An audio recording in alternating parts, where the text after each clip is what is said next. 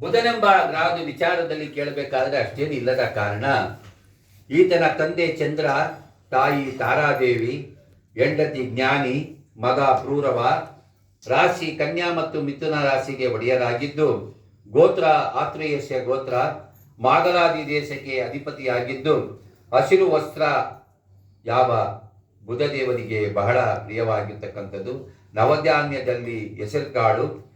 ನೈವೇದ್ಯದಲ್ಲಿ ಪಚ್ಚೆ ಕಲ್ಲು,